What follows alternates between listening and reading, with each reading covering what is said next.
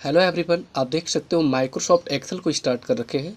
Microsoft Excel के अंतर्गत आज की इस क्लास में हम सीखेंगे स्लाइसर एंड टाइमलाइन के बारे में। ओके, स्लाइसर और टाइमलाइन क्या काम करता है माइक्रोसॉफ्ट एक्सेल में, आज की इस क्लास में हम लोग यही सीखने वाले हैं। स्लाइसर को अगर आप यहाँ पे यूज करना चाहते हो तो इसके लिए आपको सबसे पहले तो इंसर्ट में जब आप जाओगे तो इंसर्ट के अंतर्गत आपको यहाँ पे फिल्टर में मिलेगा आपको स्लाइसर और टाइमलाइन का ऑप्शन। आपको इस स्लाइसर और टाइमलाइन दोनों के बारे में आज की इस क्लास में हम आपको सिखाएंगे। सो आइए सबसे पहले स्लाइसर के बारे में सीखते हैं कि स्लाइसर क्या काम करता है, स्लाइसर या टाइमलाइन कैसे वर्क करता है। स्लाइसर या टाइमलाइन के लिए सबसे पहले आपको टेबल या प्योर टेबल को क्रिएट करना पड़ता है। तो मैंने कुछ डेटा यहाँ पे राइट कर रखा है, आप देख सकते हो कि मैंने कुछ डाटा यहाँ पे राइट किया है। इस डेटा का सबसे पहले मैं टेबल क्रिएट कर देता हूँ। टेबल को क्रिएट करने के लिए मुझे क्या करना होगा, इसे सेलेक्ट करना पड़ता है ऐसे, और इसके बाद आपको इंसर्ट के भीतर ही देखोगे तो यहाँ पे टेबल का ऑप्शन मिल जाता है, या तो फिर Ctrl+T कर सकते हो आप यहाँ पे।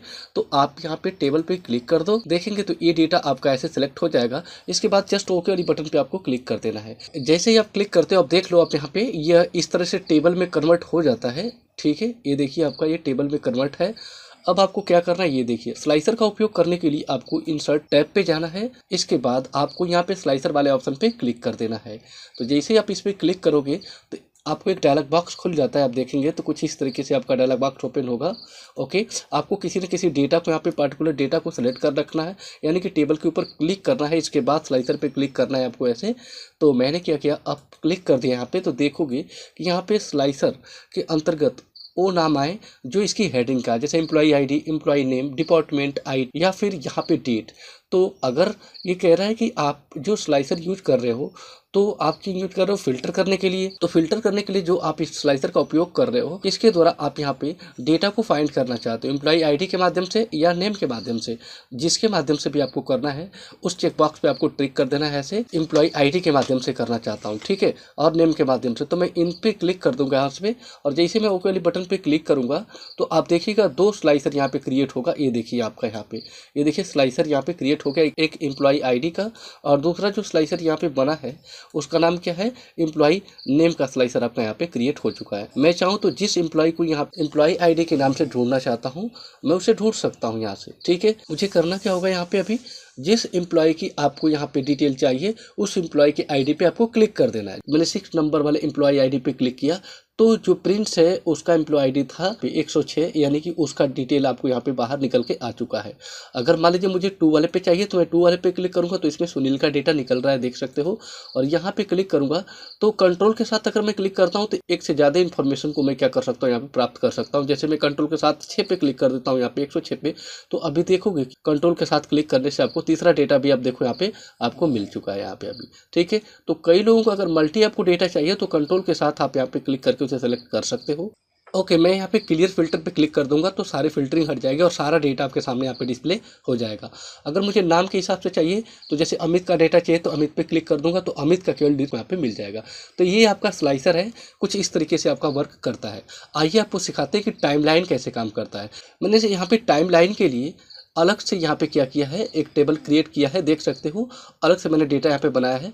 हम टाइमलाइन का उपयोग जब करते हैं जब किसी डेटा में से टाइम के हिसाब से या उसकी डेट के हिसाब से डेटा को प्राप्त करना होता है तो हम लोग टाइमलाइन का उपयोग यहाँ पे करते हैं। ठीक है, आइए बताते हैं टाइमलाइन का उपयोग। इसके लिए सबसे पहले आपको क्या करना पड़ेगा, यहाँ पे इस सभी डेटा को सेलेक्ट करना है और इसको पेयोड टेबल में क्या करना है, आपको क्रिएट कर देना है। तो सेलेक्ट करने के बाद आपको इंसर्ट पे क्लिक करना है यहाँ पे, और यहाँ पे पेयोड टेबल पे क्लिक कर देना है। जैसे पेयोड टेबल पे क्लिक करोगे सिलेक्शन हो जाएगा और यहाँ पे आपको एक डायलॉग बॉक्स ओपन हो जाता है। जस्ट इसके बाद आपको ओके वाली बटन पे क्लिक कर देना है। जैसे ही क्लिक करोगे तो देखोगे कि एक अलग सीट पे यहाँ पे पेयोड टेबल आपका क्रिएट हो चुका है। इधर जो है उसका डेटा आ चुका है। अब जिसके माध्यम से डेटा को लेना चाहते हैं उसको ट्रिक कर दीजिए यहाँ पे। वैसे मैं सभी डेटा को यहाँ पे क्लिक कर देता हूँ तो देख सकते हो कि पूरा का पूरा इसका डेटा यहाँ पे सामने आपके पास यहाँ पे इस तरीके से आपको डिस्प्ले हो चुका है। अब आप इसका टाइमलाइन यूज करना चाहते हो तो टाइमलाइन कैसे यूज करोगे, आप यहाँ पे जाओ इंसर्ट मेनू में, इंसर्ट टैब पे आप जाओ, क्लिक कर दो ऐसे। क्लिक करने के बाद आपको यहाँ पे स्लाइसर के बाद टाइमलाइन ऑप्शन मिल जाता है, बस इस पर क्लिक कर देना है। और जैसे ही क्लिक किया आपने तो आप देख सकते हो कि इंसर्ट टाइमलाइन में केवल डेट का आया, उसमें नेम का नहीं आया। ठीक है, और उसका जो है आपका डिपार्टमेंट का नहीं आया, एम्प्लॉय आईडी का नहीं आया, इन सभी का डेटा यहाँ पे नहीं दिखा रहा है, केवल डेट दिखा रहा है। क्यों, क्योंकि हम क्या क्रिएट कर रहे हैं, टाइम लाइन, यहाँ पे टाइम लाइन को यहाँ पे ले रहे हैं, इंसर्ट टाइम लाइन है, इसलिए इसमें केवल डेट और टाइम ही डिस्प्ले होता है, इसलिए केवल इसमें डेट था तो आपको केवल डेट ही क्या किया इसने डिस्प्ले किया। अगर मैं इंसर्ट यहाँ पे इसको सेलेक्ट करके जैसे ही क्लिक कर दूंगा ओके पे, तो आप देखोगे कि एक टाइम लाइन यहाँ पे क्रिएट हो चुका है। ये देख लीजिए आप यहाँ पे टाइम लाइन क्या करता है, टाइम के हिसाब से डेटा को डिस्प्ले करता है। अब मान लीजिए यहाँ पे कि 2020 का ही सारा डेटा है, यहाँ पे जून का था, जून में प्रिंस ने सेल किया था, और यहाँ पे जुलाई में किसने सेल किया, आनंद ने सेल। अगर आपको ऐसे जनवरी का चाहिए तो जनवरी पे क्लिक करेंगे तो जनवरी में आकाश ने सेल किया था, ये डेटा देख सकते हो।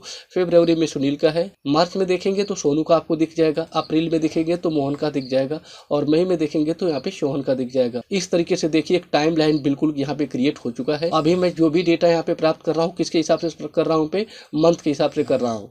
मैं ईयर के हिसाब से करूँगा तो केवल एक ही डेटा आएगा, 2020 में ही ये सारा कुछ किया गया था, इसलिए ईयर के हिसाब से अगर दिखाया तो 2020 का केवल डेटा आपको यहाँ पे दिखा रहा है। फिल्टर कर दूंगा सारा आएगा, बट यहाँ पे मुझे अभी मंथ के हिसाब से करना था तो सब मंथ में यहाँ पे दिया था मैंने, इसलिए मंथ का डेटा यहाँ पे जिसमें हो रहा है।